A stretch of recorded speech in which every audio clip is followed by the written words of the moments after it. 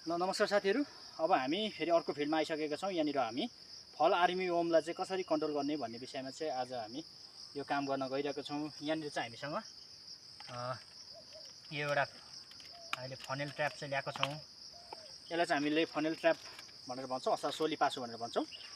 यहाँ चाहिँ आज हामी यो जुन चाहिँ फल आर्मीवर्मको भाले किरालाई चाहिँ कन्ट्रोल गर्नको लागि चाहिँ हामीले यो जुन चाहिँ स्पोडोलियोड चाहिँ ल्याएको छौँ। यसले चाहिँ अमेरिकन फौजी किरालाई चाहिँ कन्ट्रोल गर्दछ र कसरी गर्ने भन्ने विषयमा आज हामी भिडियो बनाउँदैछौँ। कृपया भिडियो अन्तिमसम्म हेरेर साथ दिनु होला। पहिला हामीले के गर्ने भन्दाखेरि यो यस्तो स्टिक लिने, एउटा लट्ठी लिने अनि यसलाई चाहिँ यसरी गाड्ने।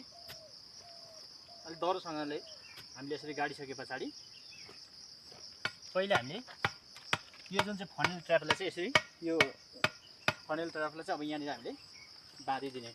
अब यो चाहिँ कतिको उसमा बाँध्ने भन्दाखेरि अलिक समझिदिनुहोस् है। यो तपाईँको मकैको हाइट कति छ त्यो अनुसार चाहिँ हामीले बाँध्न सक्छौँ। अलिकति होचो गरेर बाँध्दा नि हुन्छ। अब मकै छिटो बढिहाल्छ यहाँनिर गरिम भएको कारणले गर्दाखेरि, त्यही भएर हामी अलिकति अग्लोमै बाँध्दैछौँ। यसलाई चाहिँ तपाईँले यसरी मजाले डह्रोसँगले बाँधिदिने र यसरी बाँधिसके पछाडि यसलाई हल्का ल सिधा भएन। अब हेर्नुहोस् है, अब तपाईँले के गर्ने भन्दाखेरि यहाँनिर स्पोडोलियोड छ।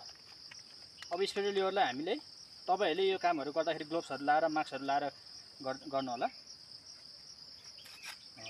ल यसरी काटिसके पछाडि अब यहाँनिर चाहिँ स्पोडोलियोड छ, यसलाई चाहिँ हामीले चाहिँ दिनुहोस् त साथी। यो ट्र्यापमा चाहिँ हामीले लाउने। यो ठुलोमा लगाइदिँदा नि होइन,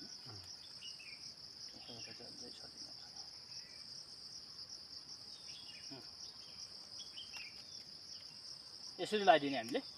यो लगाइसके पछाडि चाहिँ अब हामीले यसलाई चाहिँ यहाँनिर सबैलाई मिल्ने गरी चाहिँ